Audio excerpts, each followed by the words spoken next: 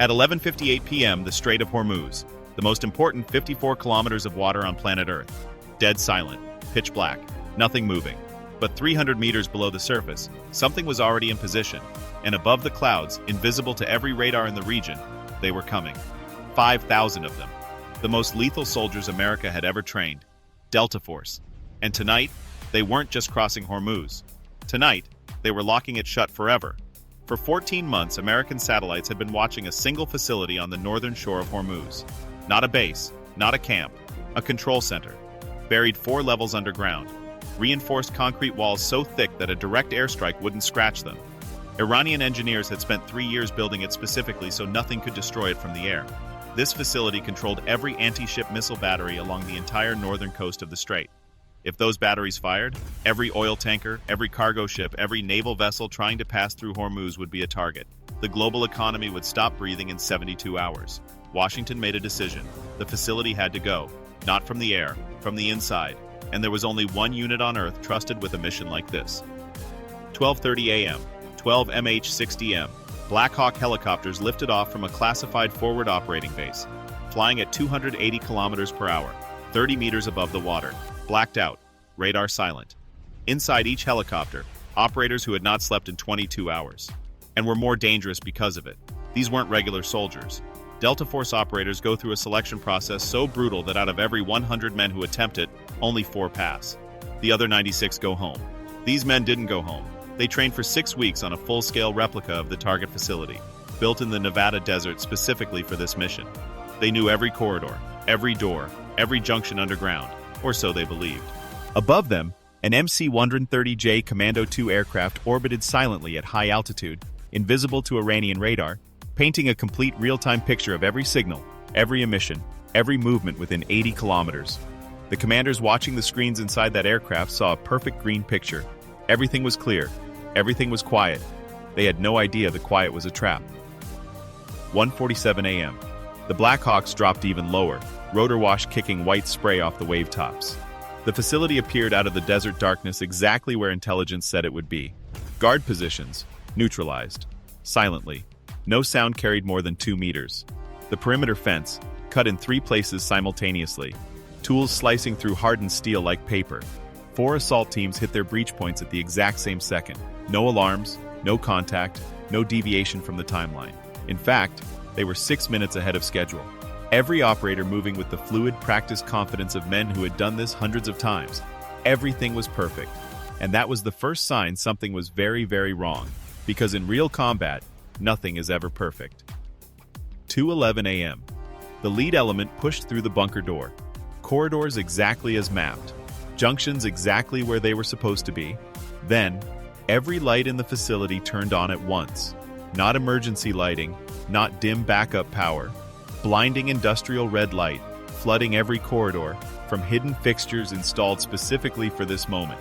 Specifically to destroy the one advantage Delta Force had in the dark. Their night vision. For 1.4 seconds, 5,000 of the most lethal soldiers on Earth were completely blind. And in that 1.4 seconds, the machine guns opened up. PKM heavy machine guns, positioned in hardened alcoves on both sides of every main corridor, protected behind ballistic barriers, preloaded with thousands of rounds. Backup gunners already in position. The kill zones were placed at the exact points where Delta Force formations would be most tightly packed. This wasn't a lucky ambush. This was engineered by someone who had studied Delta Force. Someone who knew exactly how they stacked on doors, how they moved through corridors, where they would be standing when the lights came on. The IRGC had been waiting for months. The trap had snapped shut. But here is what the IRGC did not account for. Delta Force operators are not trained to survive ambushes. They are trained to win them. Within 4 seconds of the first burst of fire, fragmentation grenades were already in the alcoves. Smoke grenades followed, filling the corridors, degrading the machine gunner's vision. Fire teams split, collapsed against walls, moved in bounding pairs, each man covering the other's movement. They were hurt. They were not broken.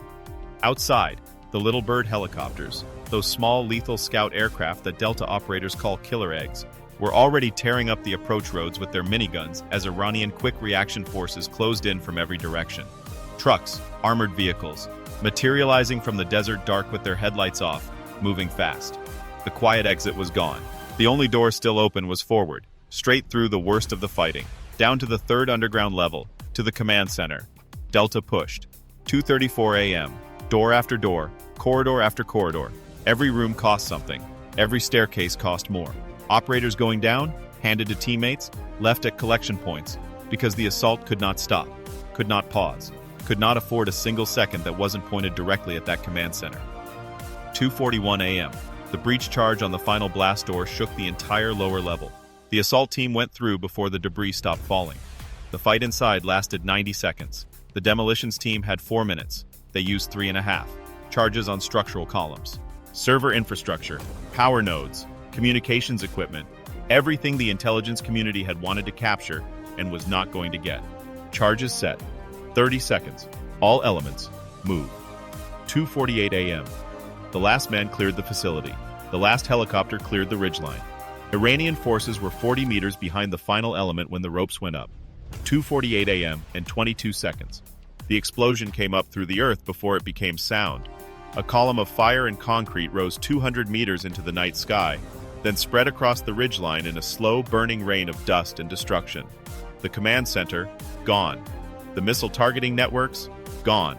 The facility that 3 years of Iranian engineering had made indestructible, rubble. 3:40 a.m. 12 helicopters went in. 11 came back. Nobody spoke on the flight home. There was nothing to say that the night hadn't already said more clearly. By morning, commercial tankers were moving through the Strait of Hormuz again. Captains drinking coffee. Crews going about their routines. No knowledge of what happened on the northern shore 6 hours before. No knowledge of what it cost to keep those waters open. The mission was a success, but one question stayed in every debrief, in every closed-door review, in every commander who stared at the timeline in silence. Were they 5,000 of the best soldiers who ever lived, proving what humans are capable of under impossible conditions? Or were they simply, just barely, lucky enough to survive a trap that was better designed than their plan? The Strait of Hormuz doesn't answer that question, it just waits. For the next night, and the night after that.